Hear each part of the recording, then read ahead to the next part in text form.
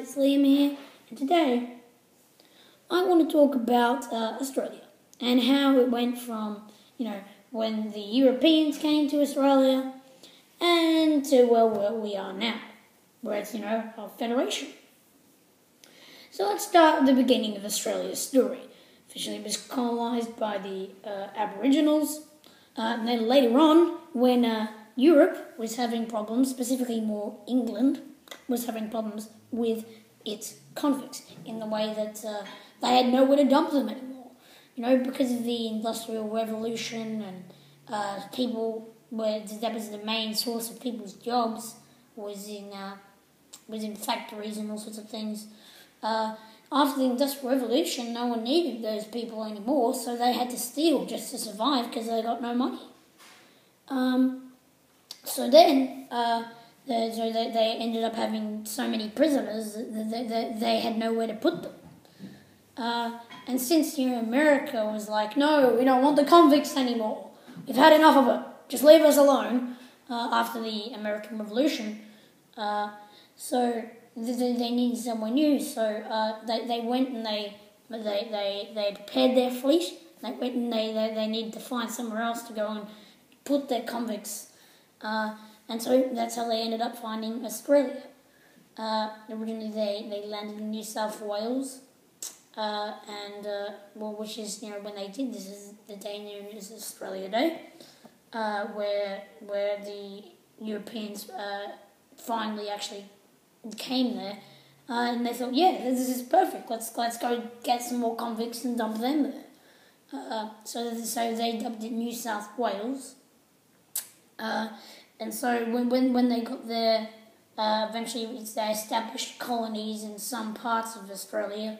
They moved throughout the Australia, building huts and all sorts of things. But they were still, even after they colonised, but when they colonised mostly the coasts. But there were some other people, and since Australia is such a big country, there was so much unclaimed land. So if the convicts were able to become free,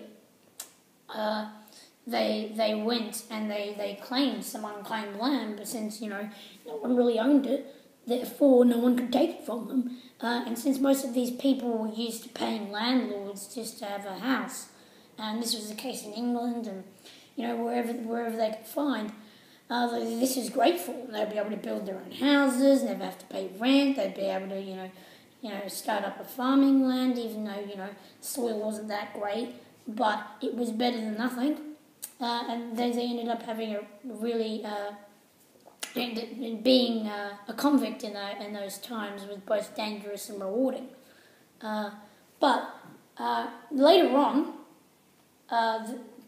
eventually the people from England started to actually come there during the gold rush, which was when they discovered a bunch of gold in the gold fields down in South Australia and places like Ballarat. And so everyone was going there. It was like, oh, we're going to get rich here. Unfortunately for them, the gold mines and gold fields weren't very fair. You had to pay a lot just to get a permit, and it was relatively hard work. But there was a lot of gold to be won, and a few people ended up getting extremely rich. Other people ended up getting not so rich, but most profited from it. But then again, a lot of people ended up having their gold stolen. A lot of people simply couldn't afford a permit, and since they were, quite expensive for those times, that they ended up mining without a permit, which in case that they were beaten, in some cases killed. And eventually, after the gold rush, people decided, a few people just stayed there and they didn't move. And because of, the overwhelming population, they were urged to, actually have some type of bigger government rather than just having a bunch of colonies slapped everywhere and, just a basic laws like, don't kill anyone. Instead that they decided to, set up a constitution and a federation. And then they ended up, trying to make Australia, rather than just a bunch of different colonies in just in the coasts and stuff, no one really cared about, actually making it a country. So, thanks to a few people, the father of the Federation, Australia was banded together to becoming what it is today. So, thanks for watching, guys. I'll see you later.